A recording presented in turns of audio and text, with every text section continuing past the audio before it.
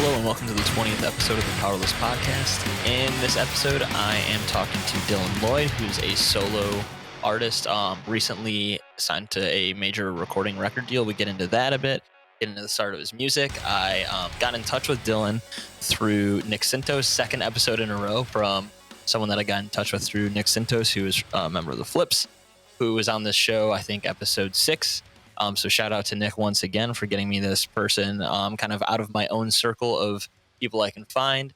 It's super great conversation. We talk about everything from Dylan's start in music to what got him into kind of doing recording, being a solo artist on a professional level, and his most recent signing with a major record label recording contract. So it's just really cool to talk to him about everything from his influences, from a wide variety of genres, to where he's at in his trajectory going forward with a debut album release and things of that nature. I won't spill the whole beans on everything we talk about, so you can just kind of listen through, but it was super great to talk to Dylan. Super nice guy, super easy to get along with in a conversation when I had not really talked to him too much before. And so I just really hope you guys check it out. Hope you guys really enjoy it. Again, thanks Dylan so much for doing this with me. Just as a reminder, if you want to get in touch with me to either get on the show, to give me criticism, tell me what you like about the show, just have a chat with me. I love talking about music in all shapes and forms. I don't know what the fuck I was trying to say there, but you can reach me at the Powerless Pod on all social media, whether that's Twitter, Instagram, Facebook. I do have a TikTok, even though I don't really use it much. I'm going to try to remember to post some things there going forward. You can also reach me with email at thepowerlesspod@gmail.com. And I just really like to hear from people. I've been getting a lot of responses from people lately, which has been nice. Had a few new followers, everything in between. So I really appreciate the conversations with people.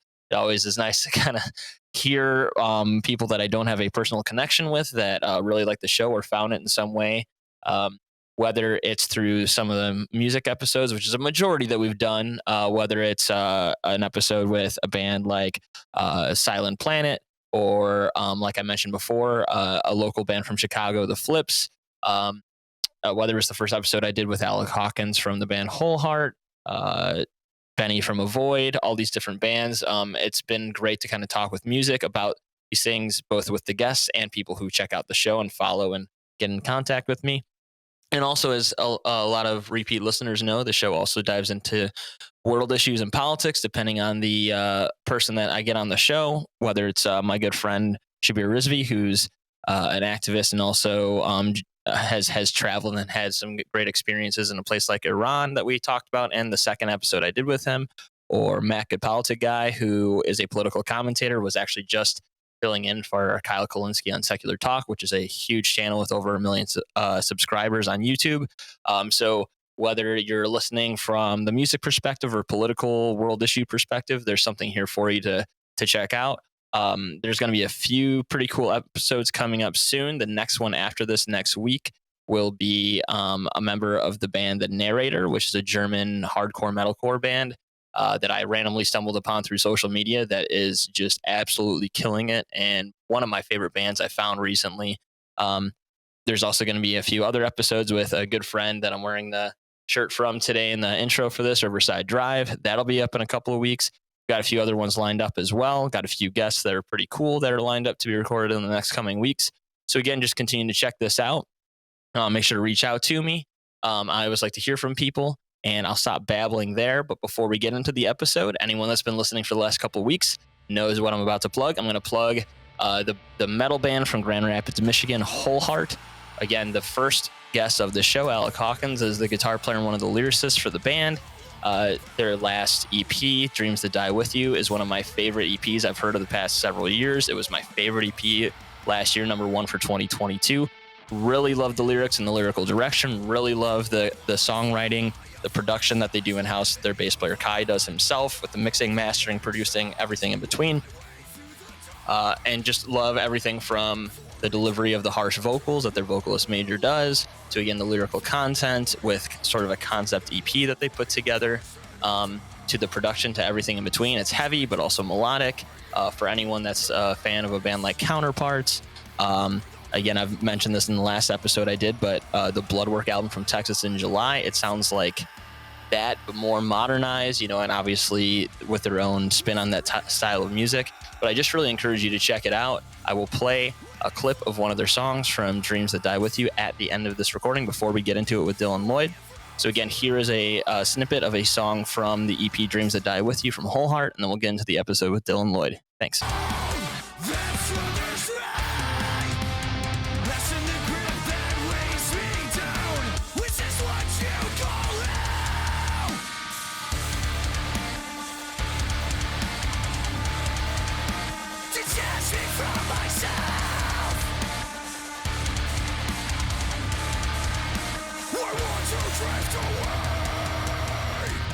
All right, I'm here with Dylan Lloyd. How are you doing today, buddy? Really good, bro. Thanks so much for having me, man. This is so awesome. Yeah, I appreciate your time. Before we get started, I love that you have a Goku art in the background. That is I'm all about that. That's fantastic. Dude, there's three main influences in my life. It's Michael Jackson, Michael Jordan, Goku. Hey, that's great. Those are amazing influences all around. Sports, music, and just being a supernatural god. All the things we need, right? They're just all larger than life, and they've got their focus is so singularly focused on their goals and their career, and they're lightning focused on what they do. He's for fighting. Michael's was for music and business, and Jordan was for just being the best basketball player in the world. All three of them want to be the best. Yeah. Hell yeah. That's a great way to start this with some motivation and some, man, I didn't have to ask a single question for you to give me some of your three biggest influences. I'm just that good. It's great. No.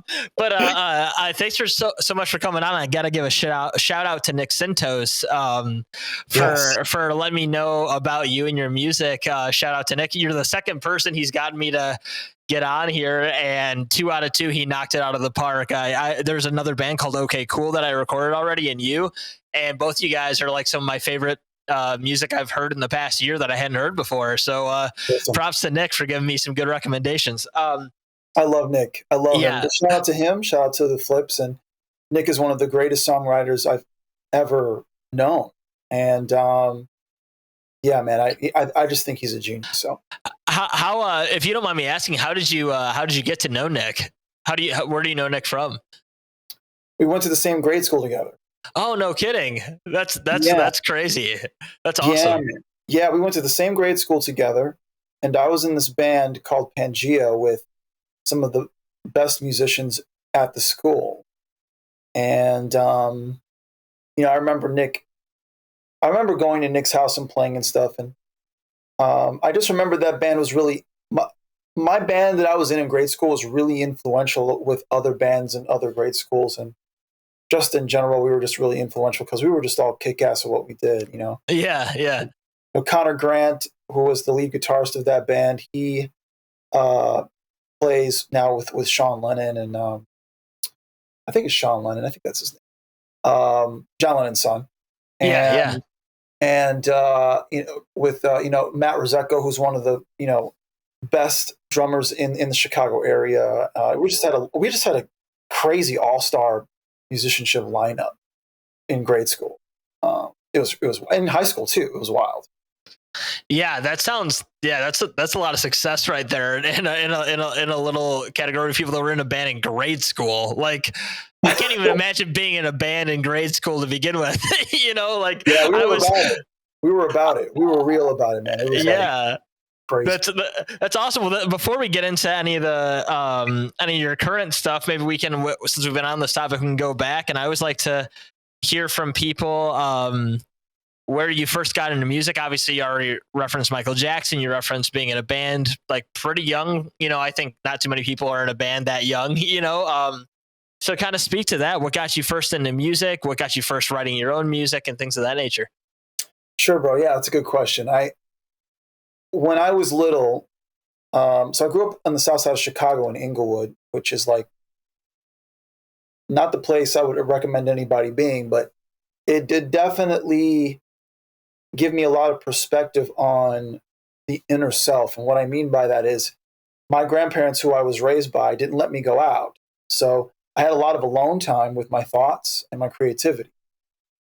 So as a young child, I'd say anywhere from 3, 4, or 5 years old, I was hearing music in my head all the time that I knew I wasn't hearing from the radio. So I would go on the piano and start to self-teach myself. And little did I know, those beginnings helped me to solidify music as being not just the way out of the hood, but the way to my dreams. It was like, I can't even describe how magnanimous of that achievement was. And then being around Michael Jackson's music all the time, I didn't understand, the idiosyncrasies of him as a businessman yet, but I could sense the drive in him because I just felt like every single song was so, it was just so not just poignant, but targeted and not just distinct, but it was purposeful. Yeah. Michael, everything he does is aggressive in a passionate way and purposeful. And I don't know why that just really rubbed off on me. Well, he's arguably the best to ever do it in a broad genre, right? Like you talk about pop music, like there's a lot that envelops pop music, and yet like no one would argue anyone did it better than him, in my opinion, right? Yeah, That's a great. So you kind of basically starting off having a lot of time. You said to yourself, thinking of music before, like that you weren't hearing, kind of like your own music in your head type deal. Having Michael Jackson as a big influence in the home. Where did it stem from there for you? From it being like this kind of introverted solitude thing at home, an idea in your head as a young kid, to you actually kind of writing and performing your own music. Where did that kind of start for you? If you remember, right? I do. It's just thinking back on it. I don't tend to think back on it a lot, which is amazing because life just zooms by, and you accomplish so many things from then to now. Mm-hmm. But I do recall that there was a turning point. When I was around 11 or 12, my mother gave me my first piano lessons from the Fine Arts Building downtown. Mm-hmm. I took 3 months worth of lessons, and apparently the teacher said I was advancing so fast that I guess he didn't know what else to teach me. I don't recall this really. I think it might have been an excuse because, I love you, Mom, but I don't know if they could have afforded really me to continue doing lessons. Mm-hmm. But all that I knew was I took those lessons and, exponential. There's this exponential output of creativity I had from that very small amount of lessons I had. I permeated them across everything else I did. And those influences, which were actually classically based, mm-hmm. I injected into what I really wanted to do, which was jazz and pop orient. Because growing up as a piano-influenced artist, my influences were Ben Folds, and they were Elton John, and they were Stevie Wonder. And so piano was my first instrument. So then getting into the band that Nick knew about and all the grade schoolers knew about that went to my school, I was then not in a bad way, but subjected to Grateful Dead and prog rock bands like Phish, Grateful Dead, Dave Matthews Band, and that then put in me wanting to play guitar, because piano was this world of pattern recognition, and I could look down and everything was the same, but it wouldn't achieve all the time the sonic quality I wanted in a song. So then I would look to, funny enough, because I was in a prog rock band, I would look to the Foo Fighters, Dave Grohl. Yeah. I loved There Is Nothing Left to Lose. I think that is still the greatest album ever made. More than any Michael album, more than any Beatles album. I just feel like that album, when those guys, before they signed to I think it was RCA that ended up releasing the record, they left I forget which label they left, but they were in between. Mm-hmm. And Dave ended up going to a basement built rig with the studio back at the crib, basically, I think in Virginia. And, Nate Mendel left, who was the former guy from Nirvana. It was just him, Taylor, God rest his soul. Yeah. And not Nate Mendel, I forget his name. Nate is the bassist. Nate, Taylor, and Dave, that was just three of them eating barbecue, making records. And you can tell all on that record, it's just so chill and laid back. And that record influenced me as a guitar player. And that opened up me being a multi-instrumentalist. So that was my beginnings, really. Yeah, I mean, well, I was gonna ask you about that when we get into some of your music you've already released. Like, it definitely feels like you. I don't know how much of it you record or you do studio. Obviously, you use studio musicians for different things or whatever else. But like, some of the songs felt like a guitar driven singer, right? Almost like not to reference him if he's not an influence of yours, but like I forget which song it was, but I listened to one of them and I was like, oh, this got like a continuum John Mayer feel to it almost, Totally. which Totally. one of my favorite albums of all time, and Totally. and Yeah. like a great singer songwriter, like pop artist in a lot of ways, but still really focused on the guitar. And it might have been "Don't Make Me Wait." It might have been that one. I'd have to go back and listen. Oh, yeah. But like it was like I turned it on. I was like, man, this sounds like this could be like on the extended version of the Continuum album almost or something. Right. Which like from me is a huge compliment. Like I know that's some people. Amazing, that's yeah. Just because like it has like that. It's like pop with but with originality and like like rock elements to it. You sound like a rock star even though it's clearly a pop song. You know what I'm saying? Thank you. Yeah, thank you so much. Which is a good mix of Foo Fighters and Michael Jackson. So there we go. Yeah, right? For sure. Yeah. Yeah, dude, that's a great compliment. Yeah. Because Room for Squares was another pivotal. There are albums in my life, bro, that were pivotal in my evolution. So it was first. It was actually my favorite Michael album is the Bad album now, which is funny as I get older. That is my favorite one because primarily it was all written by Michael. That's the main reason why. But growing up, the pivotal album was the Dangerous album. That was first. Right. And then from Dangerous, it went to There Is Nothing Left to Lose. It was actually a combination. There's Nothing Left to Lose and Whatever, Never, Amen by Ben Folds 5. So Foo Fighters and Ben Folds 5. And then right after that, like soon thereafter, it was Room for Squares. So, when I heard Room for Squares, I was like, God damn, like this motherfucker's doing jazz and pop at the same time. This is what I've been looking for all my life. Like I heard it in Mike's music, definitely.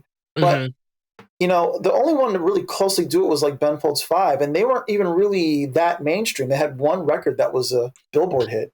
I was gonna say, like Ben Folds is like a band that I really liked for like a few select songs, right? But like wasn't like a big name on the radio by any stretch of the imagination, right? No, for one song, and that was it.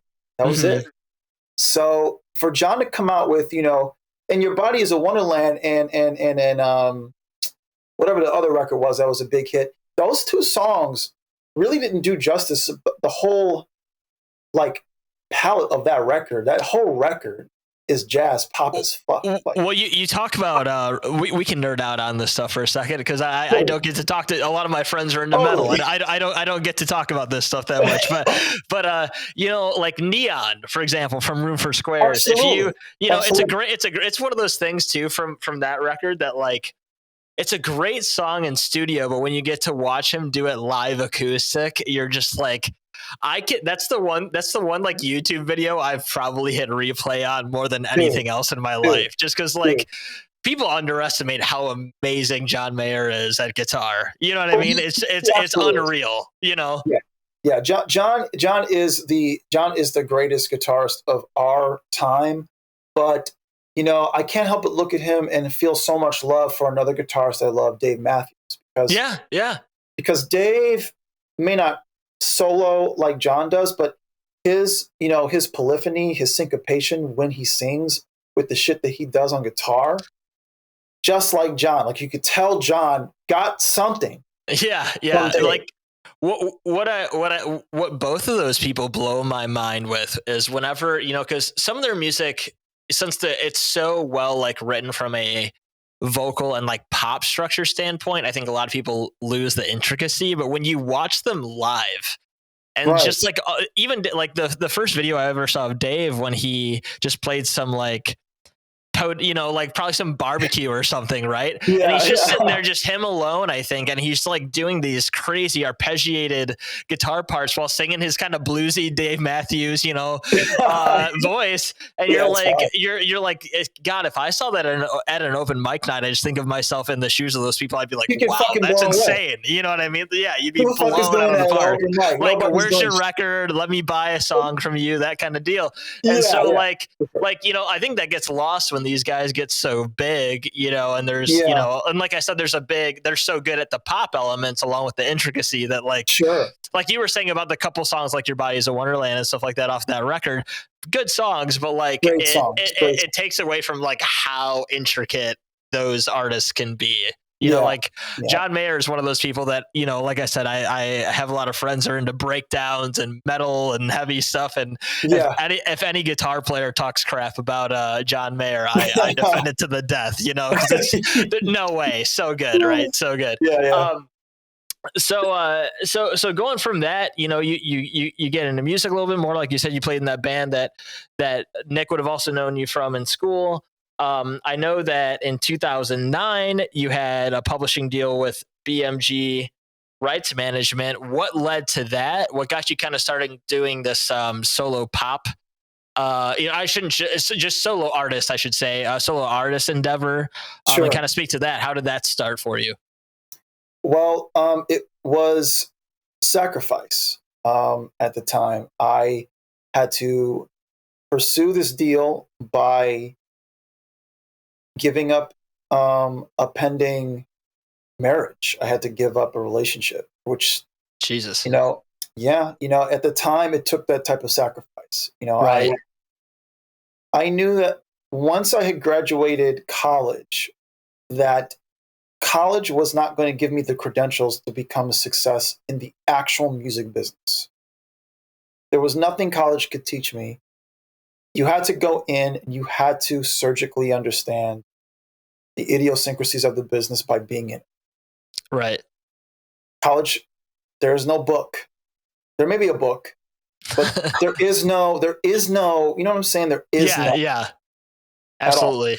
So when I got the opportunity, I took it, and it took me about 3 months to get signed to the publishing deal. Now, people don't really understand what all these deals are, but a publishing deal is a songwriting deal. It's when a publishing company signs you as a songwriter, same way as a record deal. They give you an advance, and you have to. They have to collect, based on whatever placements you get.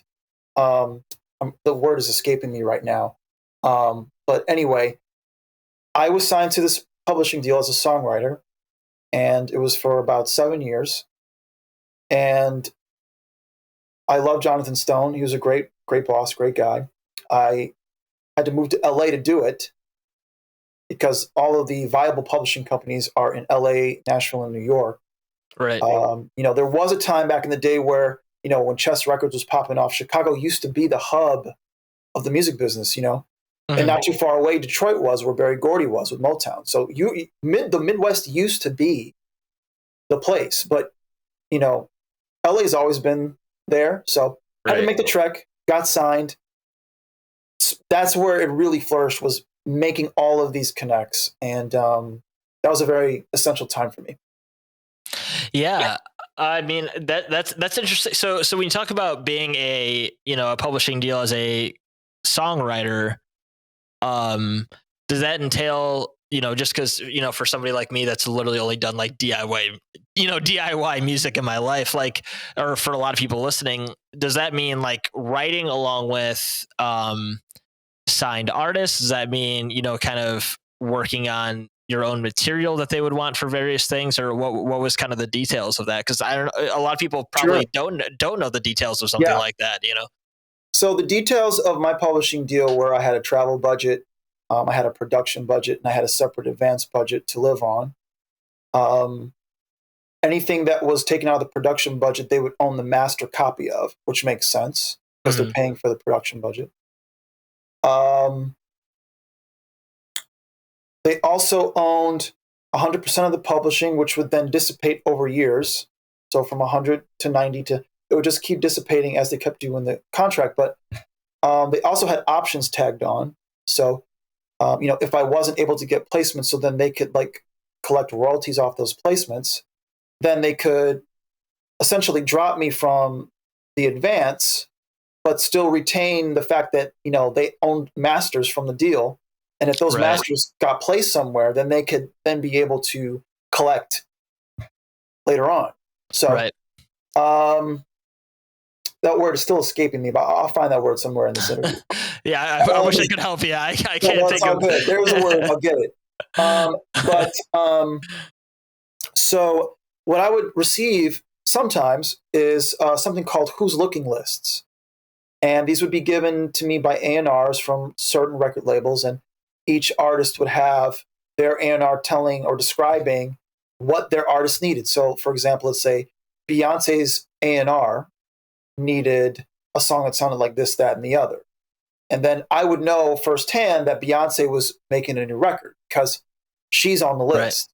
Right. Mm-hmm. And then I would go in with a producer, which usually back in the day was Justin Bieber's producer, MDL. Him and I would go in together, and we would look at this list and we would pick, and we would just, see what we can do.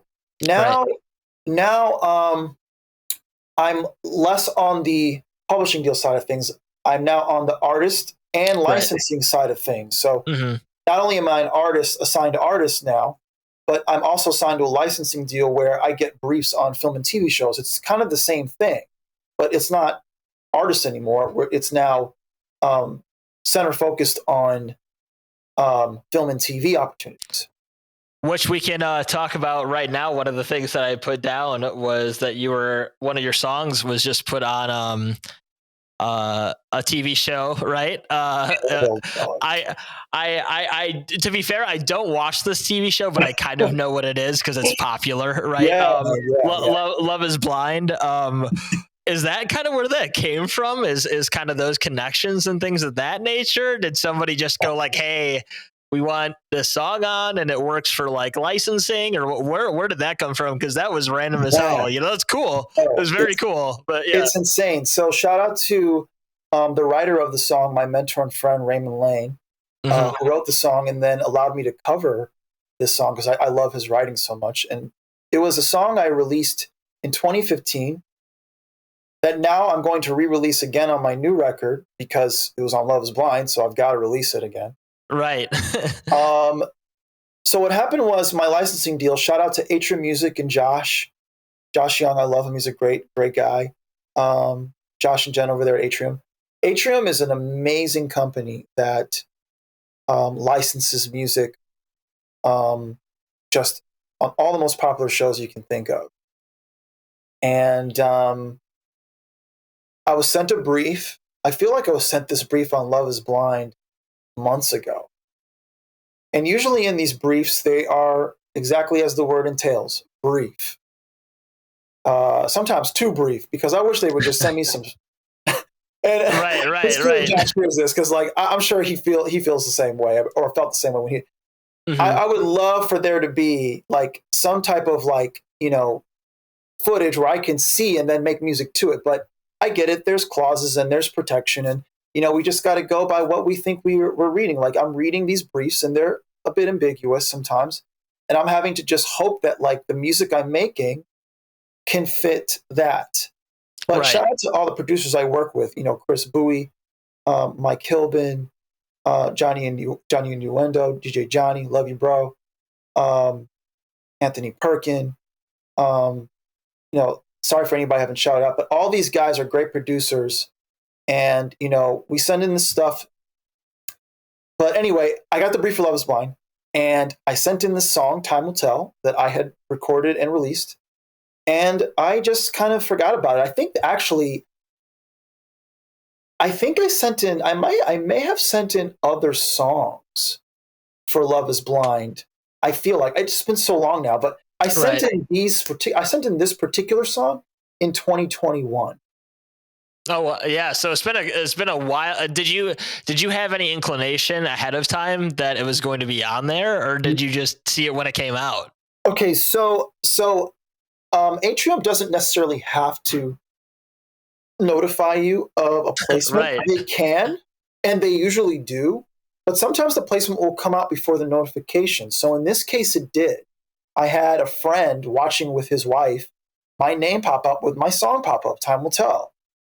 And I was like, damn, here I am. Like, I couldn't believe it, bro. It Yeah, was, yeah. but yeah, I sent the song in 2021. Then I got the Love is Blind brief. I think it had to have been last year or something. I don't remember. Sent in other music. But, kudos to Josh, my boss over at Atrium. I love you, bro. He sent in the whole thing to the soups over there, the music supervisors. And thank God, they picked it. So thanks to Josh. Yeah. Well, again, that goes to show, I guess, you never know until you try, right? Because you submitted something, and then 2 years ago it gets, or two years after, I should say, it gets used, right? So you never know. Like it's always a good idea to work with what you can. Crazy. But that's super cool. So kind of backtracking a bit, and then we'll get into a couple of your songs and maybe your influences, and then I got a couple other kind of fun questions for you. Sure. Um, but we talked about, you got your publishing deal in 2009. We obviously just talked about some of the things of when you've now been an artist, on the artist side of things, and have a record contract and everything else. When did that switch happen for you, that you decided? Because obviously you've always been doing music for quite a while, Yeah. but then you signed this deal in 2009 that was clearly more of an idea of writing music for other people. So was there something where, like, that just didn't work for you? You didn't get the same thing you wanted out of it? Was there an opportunity to kind of work on your own music? What was the thought there to kind of make that switch?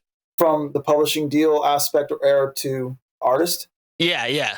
That's yeah. That happened in 2011 when I was invited to the Ukraine, to the country Ukraine. I was invited to Ukraine to perform on television 2 nights in a row. Okay. On this, Wild.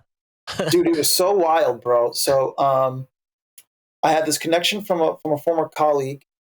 His name is Alan Roy Scott. Much respect to Alan. He got me the opportunity. They wanted me to. They flew me out, all expenses paid. Think of it as the Olympics meets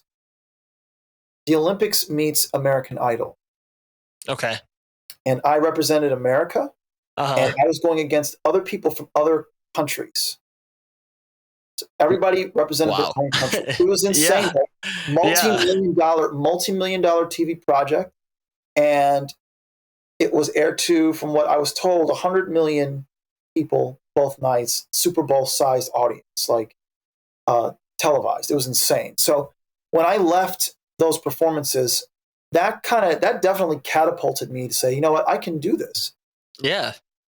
I just performed 2 nights on television in front of 100 million people. I can do this as an artist. In a completely foreign country, right? Yeah. Like doing Yeah. all this craziness. Yeah, that Yeah. makes a lot of sense. So yeah, I noticed that when I was looking through. Obviously I've listened to your music plenty of times gearing up for this. There's a lot of great content, from EPs to kind of full lengths to singles to whatever else.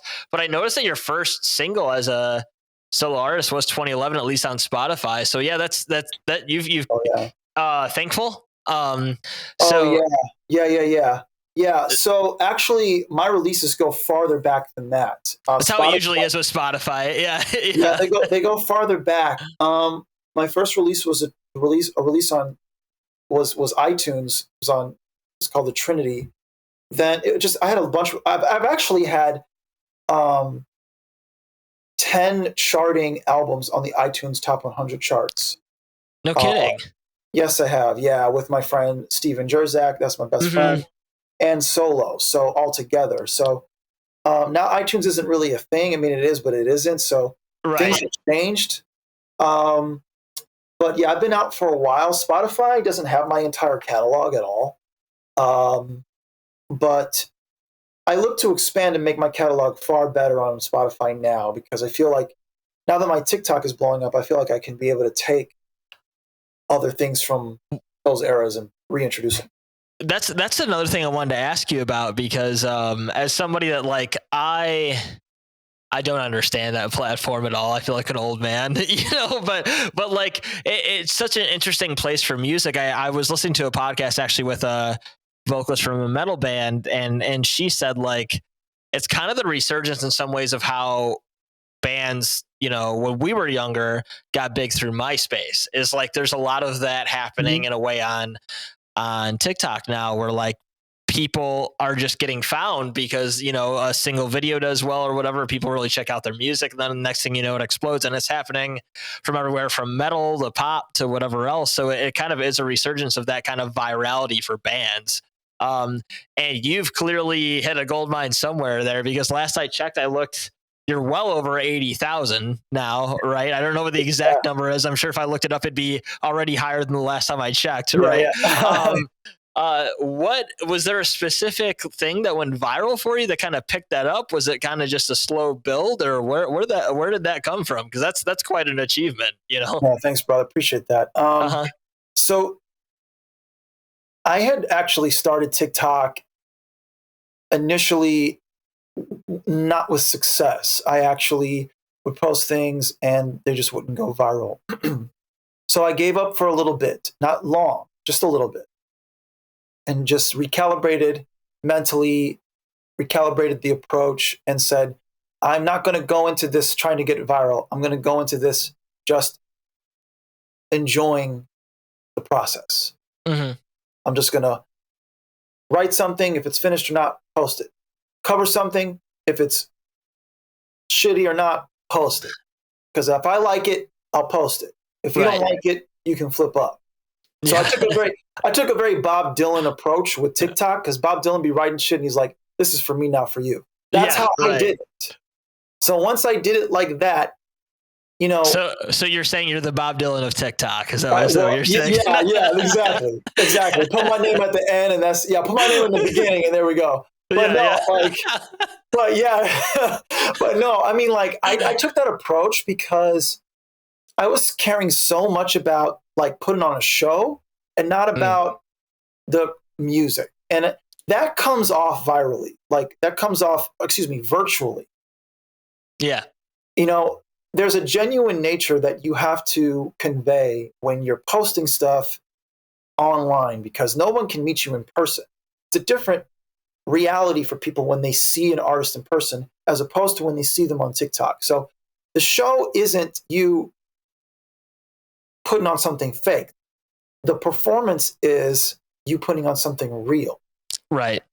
So when I would post things that were genuine, then the shit started to hit. So I had heard something in my head. It kept fucking with me in my head. I was like, damn, I can't get this out. I'm going to play this on piano. Whatever it sounds like, fuck it. Here we are. There it is. And there it was. That was it. And then other videos started to get popular. And then the algorithms were understanding that, okay, this guy puts shit out and it goes. So little did I know followers would stick.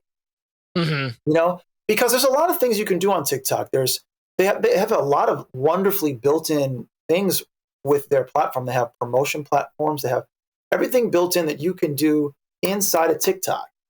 Right. But obviously none of it's guaranteed. You can go through their systems and nothing's guaranteed. So they have all these followers and have all these wonderful human beings follow me. I love them all so much, and I can't thank them enough. Like, this is more than I would have ever thought. And by the way, I got to say, TikTok ain't going nowhere. No.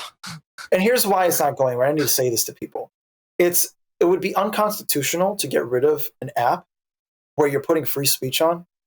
They would be getting lawsuits up their ass from every corner of the galaxy before they did that. There's too many Fortune 500 companies on this app. Too many people are making money off it. And a third of Americans are on it. Are on this shit. Yeah. This shit ain't going nowhere. So I'm suggesting get on it today, because if, no matter where you are on the platform or where you are in your career, you really can see it can really change your life. It's been changing mine.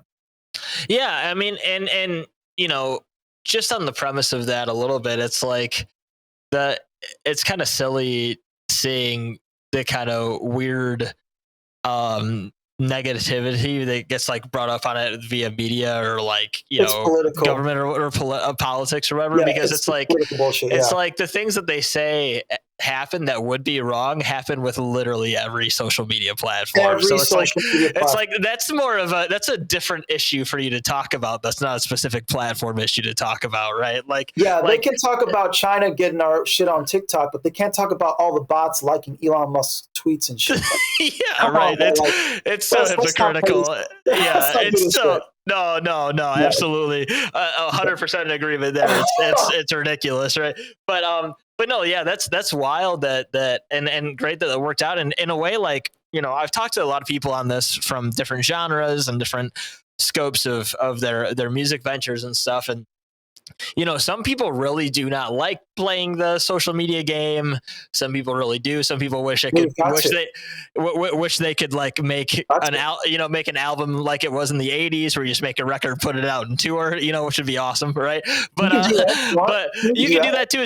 But what I'm saying is, it's like what it boils down to, and what you were just saying too, is like, it all comes back to the music, right? Like you can try to do the virality thing or not. You can try to do like what you were saying with like trying to push certain things that you thought people wanted to hear, via video or not, or whatever else. But like what it all comes down to is, if you have good music, obviously marketing helps, but like nothing beats solid songwriting, right?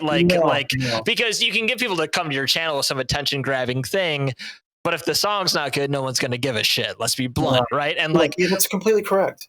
That's completely correct. And that's kind of what it boils down to, is still good music is the foundation of everything else you can do with music. And coming from you, just from the past, I was only going to scroll back here to about, I think it was it, you had your last album that had 8 songs on it, at least according to Spotify. I know Spotify is not everything. That's what I tend to look at is Love Thoughts. You had 8 songs on that in 2020.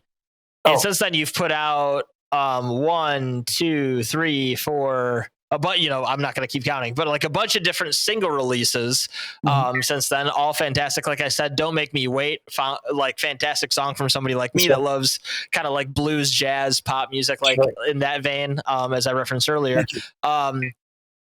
Was there an approach that you changed to just kind of do more single-minded things, just kind of the approach with how music is on different platforms? And is there what can we expect for future releases from you? Yeah, that's a great question, brother. I just kind of just released what I wanted to release. I didn't really necessarily think much about amount of records on a release. Like if I just wanted a single, full record, EP, something like that. I just put out whatever I wanted to. Like Love Thoughts was, I wanted to put out a piano record. The Midnight iPhone Sessions was, I wanted to put out a guitar record that I only recorded on my iPhone. Just ideas that I just love that, by the way. That's awesome. That's such a cool idea. Bro. Yeah. Thanks, bro. Yeah. Cool story about that is actually the song called Visible on the Midnight iPhone Sessions record. That helped me get signed to the licensing deal with Atrium, because there was a song on there called Visible that was placed in movie theaters, in AMC theaters. No kidding. Yeah, so I went to a conference in New Orleans, here's a lesson about how to network in the music business. Yeah. I went to New Orleans to a music conference. Big shout out to my former colleague and friend, Ryan Block, who made that happen. And we went out there, and I told my now boss at Atrium, Josh, I had the song playing everywhere in movie theaters. Like, I don't really know how that happened, but I heard you work in this. That was the pitch to him, because it was like, damn, if he could do this on his own with just songwriting and some shitty quality song on a iPhone, right? Man, so shout out to everybody involved. But my plans for my next record, first of all, I need to say thank you to Mike Cusinelli, Ethan Isaac, Kenny Cash, everybody over at Factory Underground Records who signed me to this deal. My record deals with Factory Underground, and my distribution is with Virgin Records and Universal Music. So this is a huge, huge situation for me. This is the major level up here. Um, so this debut album is super important to me because of the reach it's going to get. And um, for me, I was talking to the label about the direction sonically recently, and I want a Tears for Fears vibe with it a lot. Oh yeah. I love how anthemic their melodies are. I love how Yeah. grandiose and big they are. Mm-hmm. But I also love how um, there's a simplistic nature to the songwriting Mm-hmm. that draws you into the melody. So, like for example, like with "Everyone Wants to Rule the World," the melodies are very simplistic, but they're anthemic. They're huge, mainly because the production is sonically so grand. But I also lyrically, from a content perspective, want to be able to touch upon not just love but social commentary. There's a lot of things I want to talk about, like protecting our kids in schools, this gun bullshit, and like women's rights. I want to talk about women's rights, LGBTQ rights, civil rights. I'm half black, and so like that's really important to me. And I want to be able to meld love and social commentary, like Tears for Fears Yeah. did wonderfully, like from songs from the Big Chair. Like they're really great, like Sowing the Seeds of Love, like stuff like that. Like Beatles influence, which I love the Beatles, but very Orzabal and I'm forgetting their names, but the dudes, TFS. Mm-hmm. Yeah. Well, that's great. So you're talking a debut album with this latest deal that you've gotten, right? Sure, Is that what you're yeah. talking Record about? Yeah. deal, yeah. Is there any specifics you can give on that for people if they haven't heard anything? Is there an idea of when the first single from that would drop, or any of the singles you put out last year going to be on it? All the cliche questions with an upcoming release. Yeah, for sure, bro. Yeah. So no date yet. I don't know if I could even say the date yet. Right. No, you're good. You're good. I totally get it. No worries. Yeah. But no, I'm actually flying out there really soon. I'll be flying out there throughout the year, making the record at their studio. Oh, sick. So part of the record is already done in the sense I've made records here in Chicago, but I'm going to be making the rest of the record there in Connecticut. Gotcha. And working with the producers out there, and they've got such a great team out there. I believe his name is Mark Allen too. Other guy over there. I got to meet everybody still, but again, much love to everybody. Mike Cusinelli is. I can't thank Mike. Thank you so much, Mike, again for this opportunity. I can't appreciate. I just, it's amazing what you've done, Brian. Can't thank you enough. But anyway, yeah, the label will be flying me out. I'll be making the record, and I will have dates for everything soon. But there's a process. We're going to be doing the waterfall release effect, and of course. I get it. I figured I would ask just on the off chance you could give me a little something, but I totally get it. I totally get it. That was good though. That was good. But it's good, just as you know from following the podcast a bit. Like I like to talk about music and also like social political issues, things of that nature. So it's good to hear that you're into writing about those different issues that speak to things you care about. I think that's always a good thing. And on top of it, I think like when you write about those things, ideologies or politics or whatever aside, like people just identify with someone that speaks about things that matter to them, right? Yeah, so like you can even have people that disagree with the message you have or something on a given topic, which if they do, I'm sure they're wrong, but it's fine. You could still relate to the fact that somebody is being very authentic with what they choose to make it comes off make art about, right? Yeah, it comes off authentic, if you mean what you believe in, yeah, right. And it also just from just a songwriter perspective, it always gives you more in your arsenal to talk about, right? Like, and more things to kind of make you come outside of your box a bit when it comes to songwriting and melody and lyrics and all those kinds of things, where you can have a variety of topics like that to talk about that are important to you. So that's a great thing. I'll be excited to hear that record when it comes out. Obviously we could always do I would always love to do like a track by track with you if you ever want to do that or something like that. That'd be great. So yeah, if you ever want to do that, I am all for that. We can give more details on that when that comes. Let's go. Yeah, let's do it. But before I let you go, thanks so much for talking about all this stuff again. Dylan Lloyd has a good amount of music for anybody that hasn't checked it out on Spotify. Again, the Midnight iPhone session. Oh, this is what I want to talk about before I ask you the last few questions. The Midnight iPhone sessions. I absolutely love that idea because it reminds me of, I've talked about this one time on this podcast before, but when I was younger, I was a big Switchfoot fan, right? The rock band Switchfoot, and I forget the lead singer's name, but he was kind of the first person that he did a solo EP it charted on iTunes, charted billboards, everything else, and he recorded it on his laptop in GarageBand. Right, like he probably had some good mics, right? But like he just hooked it up in like 2009 and recorded it on that, and like he kind of did it to show like, hey, if you've got good songs, people will listen to them. You don't not to say that we don't all love the high product. I love booming, huge production. I love the best studio album ever. But like, if you've got songs that like sound good on an iPhone, they'll sound good with a symphony. You know what I mean? Like it's just like it's kind of a cool idea to just have put out something like that. Because like whenever I see that, it just really shows somebody's like, my songs are good enough that I can literally record on my phone, put it out there, and people will like it. And it's great. It's great. So I just want to give props for that because I think that's a cool thing to do to show people you don't need to spend thousands of dollars to put out music. That's great, right? No, you know what I did was I put my phone on. So I had to be in an empty room. So my grandmother lived in this place in her last remaining years before she died of vascular dementia. God rest her soul.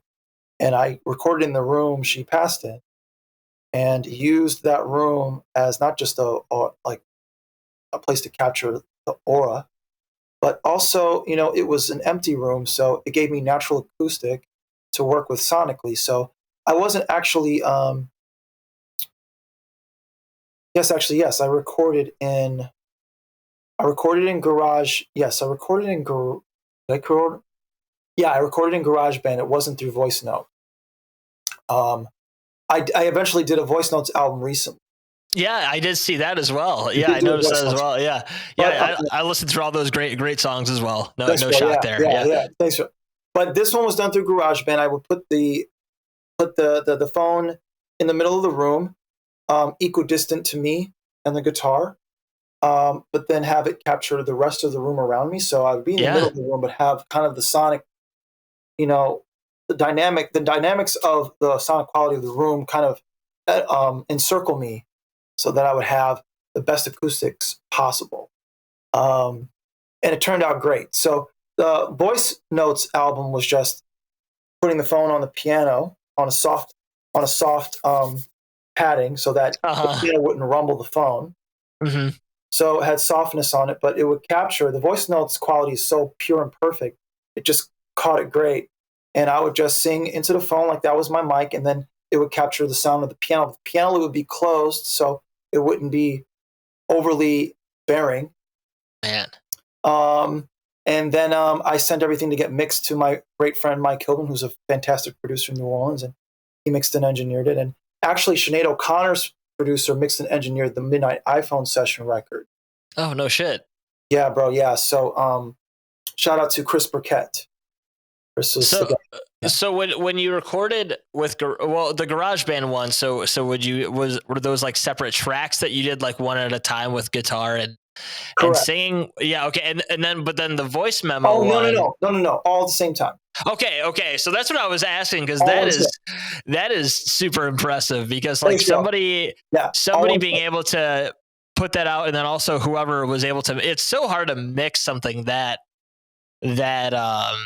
simple in a way, right? Like it's super hard to like figure out the nuances of like the cutting of the EQs and the boosting and different things like that. So like that's badass too. So thanks, bro, but again, like that's the way it goes sometimes, man, because you can do those high production albums and everything else that like you love to do, but you can also like totally get great results from very minuscule spending on the production end, right? Like just literally recording with your phone if you need to. So like the point that I'm trying to get across to anybody that's listening is like there's no excuse, right, other than get out there and write your own songs. You know what I mean? Like just do it. But thanks again. Awesome shit there. I absolutely love hearing about that stuff. I don't know. There's something about the DIY aspect of those things that just like is so cool to me. Oh, for sure, bro. Yeah, definitely. But okay, so I got two questions for you. This one of them might be kind of harder because you're a solo artist, but like I usually ask it to bands, but maybe you'd still have a good answer for it. But first one I'd ask is you can play your dream 3 show or 3 band, 3 artist tour bill, right? Like let's say people that are living no longer with us. I already know who one of them is probably going to be when you say it, but who would you want to I would say open for with a 3 artist bill for a tour, like dream bill? Anybody you could do. Well, I'll give you an unrealistic one and a realistic one. Unrealistic meaning that they're dead. Yeah, that's fine though. That's fine. the 3 unrealistic one would be Michael Jackson, Prince, and a full band of the Beatles. That's that's my dream 3. Of course, that's monumental right there. It doesn't get much bigger than that, you know. No, because Prince influenced me to be a multi-instrumentalist. So Prince was instrumental in that, literally and figuratively, for me. When I would listen to his records, I was like, he's playing everything, so I can do it too. So I then ended up learning 4 different instruments myself. Right. So realistically, a great friend of mine, I think she's such a tremendous talent. I would love to tour with her if she ever went on tour. If you're hearing this, Haley, I'm talking about you. Haley Knox. She's incredible. Love to tour with Haley. I would love to tour with John. I think John Mayer. Is. I think he just has this appreciation for great music and for an acoustic sound, and he just gets it. I just think creatively I could really work well with his vibe. I think thirdly, and this is actually a tougher one to answer. I'd say Gavin DeGraw. Hey, great pick. That's a great pick. I'd say Gavin DeGraw because Gavin and I are in that same kind of realm. It'd be a piano tour. I could just play the keys and then I'm done. He hops on the keys, does his thing. We both have that similar R&B-ish vibe, pop vibe. Mm-hmm. I've always loved Gavin. He's like Pink is to the pop world in the female line of things, for the male part of things of the pop world, because Pink can come out any era of any year or whatever and put out a hit. Same with Gavin. Gavin can stay away for a while and come back and put out a hit. These are just great songwriting. This is great songwriter. Right. So yeah, Gavin. So Gavin, Haley Knox, and John Mayer. John Mayer. Yeah. Hell yeah. Hey, that's a hell of a lineup. This one might be even harder. Last one. So again, you're a solo artist, but obviously if you got to perform and you could have a dream band lineup, right? So what I do ask people, I've asked people this that are in the band together to pretend they're not in the band together and come up with different lineup for their band or whatever. But if you could have any backing band, bass player, you could think of as crazy as you want, bass player, guitarist, drummer, 2 guitarists, piano player, whatever, who would you want as your backing band for your tours? Well, I would play the piano. It would just be a 4-piece band and I would play the piano. So that would mean I would need a guitarist, bassist, and a drummer. Mm-hmm. My guitarist would be Prince. Hell yeah. My bass player would be Sting. Mm-hmm. And my drummer would be Karen Carpenter. Hell yeah. I love those picks. Those are great. That's classic. My drummer would be Karen Carpenter. That would fucking be. Look at that. She is the dopest fucking drummer I have ever seen. Karen Carpenter. Nobody talks about her. And I have no idea why. It's some of the best that are underappreciated. You know what I mean? So she kicks the shit out of those skins, bro. It's ridiculous. Yeah, I know exactly what, like, that's a great pick though. You know, those are all like over Dave Grohl, over John Bonham, over Ringo, over dude, Karen Carpenter, bro. Mm-hmm. I get it. It's a good pick, man. Yeah.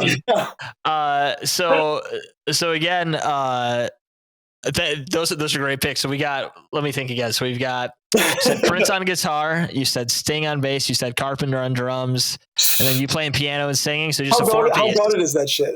Yeah, no, that's the all-star of all-stars right there, and that's man. That's not even going overly cliche all-star. That's going like the greatest that people know are the greatest, right? Yeah, so, right. So that's solid, man. So again, Dylan, thanks so much for coming on. Anybody that has not checked out Dylan's music, just look him up, Dylan Lloyd, on Spotify. Dylan, can you give the plugs of where you're at on socials, just in case I get the numbers wrong or whatever else? Sure. First of all, thanks, Brandon, for having me, brother. I can't wait to show the new album to you. That's going to be dope. Yeah, that'll be sick. So yeah, my socials are Dylan Lloyd, DYLAN, 2 L's, OYD. So DYLAN, LLOYD, 1 at Instagram. And what is it on TikTok? I got to see real quick. My bad. They're kind of all the same. I thought it was the same one because I looked at it earlier today. So I think it is. But well, TikTok is Dylan Lloyd _. Okay. And Instagram is Dylan Lloyd 1. It'll all be in the notes as well, guys. So just look in the Instagram, notes. Dylan Lloyd 1, Instagram, Dylan Lloyd 1, TikTok, Dylan Lloyd _. Those are the main two you got to really. Yeah. If you can't find me, Google me. I'm really Googleable. Yeah, you show up pretty quick on that as well when you just search your name as well. So again, thanks, Dylan. All the best. And then one last question before I let you go. Sure. Out of all of your releases, give me a song to play at the end.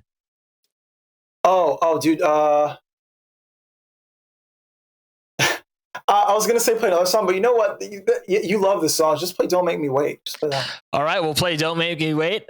Most recent release on Spotify, at least. Great track, and we'll be looking forward to hearing more stuff from the debut album. Thanks a lot, Dylan. Thanks, bro.